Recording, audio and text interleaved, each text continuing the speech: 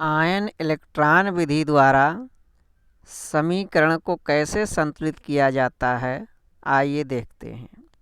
तो ion electron विधि द्वारा redox अभिक्रिया को हम दो माध्यम में संतुलित करते हैं, एक अम्लीय माध्यम और दूसरा क्षारीय माध्यम।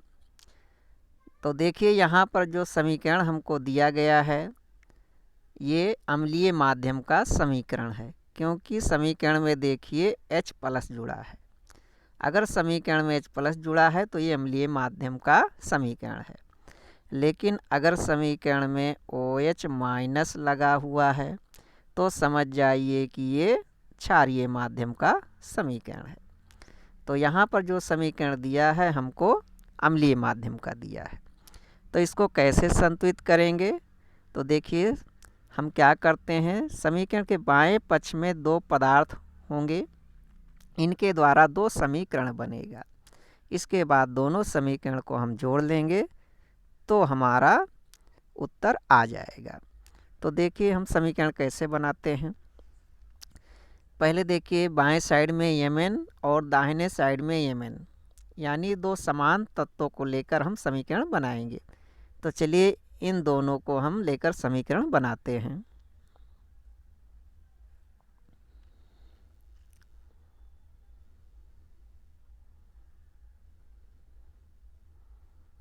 MnO4 के साथ में हम Mn++ लेंगे। तो ये हमने समीकरण बनाने के लिए दो तत्व ले लिया। अब इसमें सबसे पहले हमको ऑक्सीजन और हाइड्रोजन को छोड़ करके जो तत्व दिखाई देता है उसको संतुलित करते हैं। तो देखिए बाएं साइड में हमको Mn दिखाई दे रहा है तो Mn संतुलित करेंगे। अब दाहिने साइड में देखिए यहाँ भी Mn है, दाएं बाएं दोनों साइड में एक एक Mn है। तो इसको संतुलित करने की ज़रूरत नहीं है, क्योंकि दोनों साइड में समान तत्व के समान परमाणु हैं। अब इसके बाद हम ऑक्सीजन संतुलित करते हैं। देखिए बाएं साइड में 4 ऑक्सीजन है और दाहिने साइड में कोई ऑक्सीजन नहीं है। तो ऑक्सीजन को संतुलित करने के लिए हम जल का अणु जोड़ते हैं, यानी H2O का अणु जोड़ते हैं। तो चलिए हम समीकरण के दाहिने साइड में 4 H2O जोड़ देते हैं, क्योंकि दाहिने तरफ 4 ऑक्सीजन कम था। अब देखिए बाएं साइड में और दाहिने साइड में ऑक्सीजन बराबर हो गया। ऑक्सीजन बराबर करने के बाद हम हाइड्रोजन बराबर करते हैं, यानी हाइड्रोजन संतुलित करते हैं। दाहिने तरफ देखिए 8 हाइड्रोजन मिल रहा है, लेकिन बाएं तरफ कोई हाइड्रोजन नहीं मिल रहा है। तो हाइड्रोजन को संतुलित करने के लिए हम H+ आयन जोड़ते हैं। तो बाएं तरफ हाइड्रोजन की कमी है, तो बाएं तरफ हम 8 हाइड्रोजन जोड़ देते हैं। चलिए जोड़ दिया। अब देखिए अंत में हमको आवेश संतुलित करना पड़ता है। तो यहाँ पर देखिए बाएं साइड में +8 और -1 मिल करके +7 आवेश बन रहा है, और दाहिने तरफ +2 आवेश बन रहा है। आवेश को हमें बराबर करना है, तो आवेश बराबर करने के लिए हम इलेक्ट्रॉन जोड़ते हैं।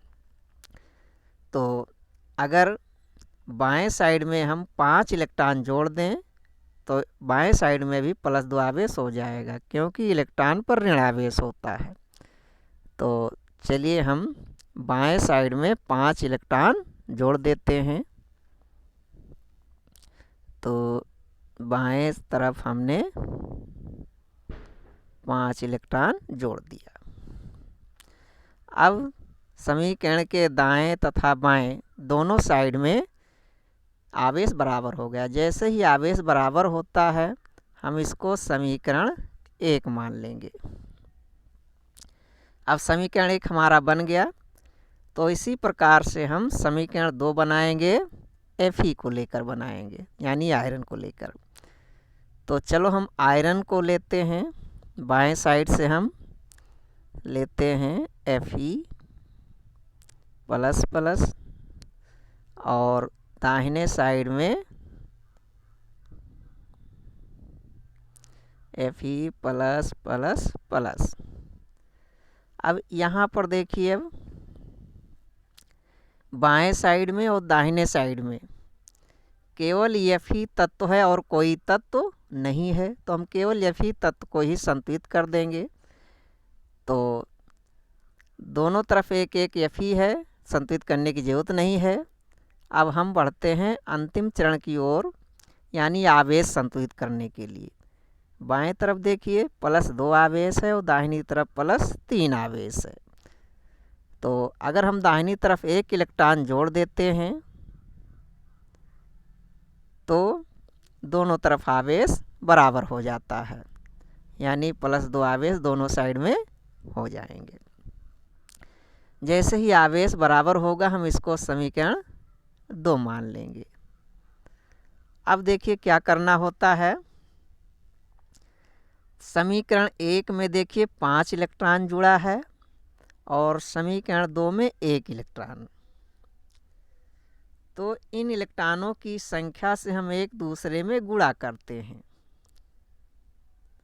कहने का मतलब समीकरण 1 को हम 1 से गुणा करेंगे और समीकरण 2 में हम 5 से गुणा करेंगे और इसके बाद दोनों समीकरणों को जोड़ लेते हैं। तो दोनों समीकरण में हम गुणा करने के बाद चलिए देखते हैं क्या समीकरण बनता है। तो समीकरण 1 और 2 में हम अंकों से गुणा करने के बाद ये दोनों समीकरण प्राप्त करते हैं। अब इन दोनों समीकरणों को हम जोड़ेंगे। तो जोड़ने पर देखिए क्या होगा, दोनों में 5-5 इलेक्ट्रॉन है, दोनों में ये इलेक्ट्रॉन कट जाएंगे। इसके बाद जोड़ने के बाद देखो क्या हमको प्राप्त होता है। ये देखिए दोनों समीकरण को हम जोड़ते हैं तो हमको ये समीकरण प्राप्त होता है। यही समीकरण हमारा उत्तर हो गया है। अब हम चेक कैसे करेंगे कि हमारा समीकरण संतुलित हुआ है कि नहीं हुआ है। तो इसके लिए हमें समीकरण के दोनों पक्षों में तत्वों के परमाणुओं की संख्या चेक करनी होती है। तो चलिए हम चेक करते हैं। तो देखिए समीकरण के बाएं तरफ जो है ये Mn की संख्या 1 है और दाहिने तरफ भी Mn की संख्या 1 है, यानी Mn बराबर है।